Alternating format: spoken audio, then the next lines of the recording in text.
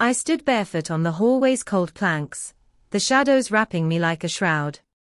It was 12:30 a.m. I should have been dreaming.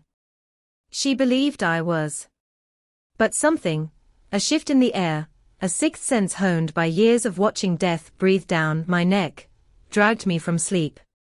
I caught her voice drifting through the bedroom door's crack. "Don't worry, baby.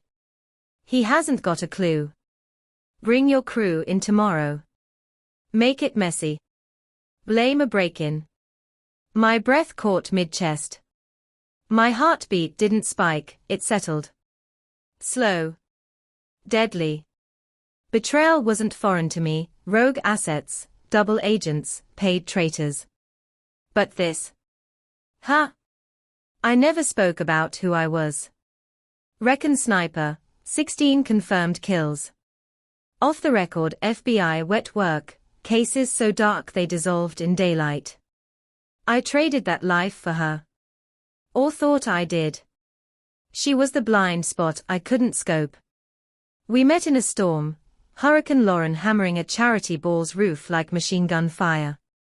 She wore red satin, grinned like temptation, kissed like absolution. She told me she flipped houses. I let her think I was just ex-military muscle turned home security specialist. I liked the illusion. It washed me clean for a while. 11 months later, vows on a beach, no guests, no baggage. She said her family was dead to her. Mine was just dead. It fit like a silencer. The first year glowed, wine in bed, dreams murmured in the dark. Her laugh could hush my ghosts. Then cracks formed. Late nights, mystery meetings, weekend retreats she wouldn't explain. Her phone fused to her palm. Once I touched it while it vibrated. She looked at me like I'd picked a lock inside her head. She changed perfume. Changed passcodes. I convinced myself it was my mind playing tricks, combat trauma, old scars. That's what she said too, "You're paranoid, baby. Relax. You're safe here." Safe. That word. One night she came home with a dab of oil on her shoe, not lavender or gin, but gunmetal, powdery, unmistakable. I didn't ask. I observed. The way I'd stalk an enemy behind enemy lines. Shadowed her GPS under the digital radar.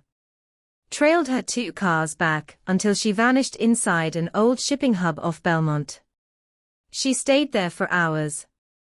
No condos for sale there. I waited. And the truth arrived on a stolen whisper at midnight, words she never knew I heard.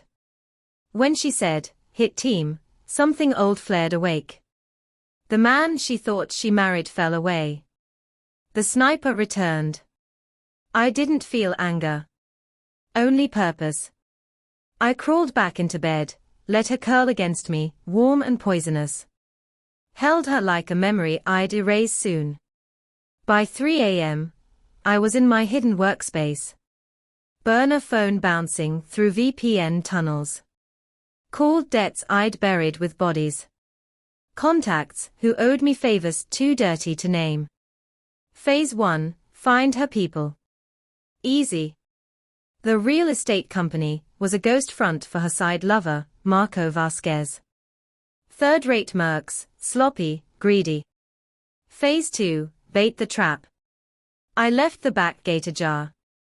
Safe door cracked, stuffed with fake cash and tagged stones. My sidearm in pieces, an invitation. At 2:46 a.m., they came, 7 shadows armed and smug. They thought they were wraiths. Every bulb in the house rigged with infrared. I watched them drift room to room on my tablet. When they were deep inside, I killed the lights and triggered the gas. Flashbangs, tear fog. Alarms that only pinged me. By the time they got their eyes open, 2 lay tangled in tripwires, dead before they hit the carpet. 3 more cuffed and knocked cold. The rest bolted into the trees, straight into mines older than my retirement. One survivor. Marco. I dragged him in, propped him in the living room chair where I once read bedtime fairy tales. She walked in 10 minutes later. Stopped dead at the sight. I poured coffee. Cup? I asked. Her eyes darted to the red on the tiles.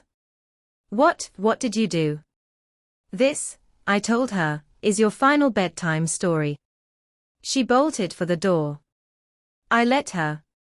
Then I hit the switch, video from the mirror cam, crystal audio of her orders, account numbers funneled to an old friend in the bureau. If I went silent, they'd bury her alive in files. She wailed, begged, swore she loved me. Marco sputtered excuses too, so I put a round in his chest. She's locked away now.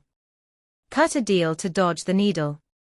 Betrayal talks fast when the exit burns behind it. Her syndicate folded in a month. The FBI never asked why I knew. They mailed me a discreet commendation. I sold the house, disappeared to a cabin buried in snow and quiet. Just me and the dark now.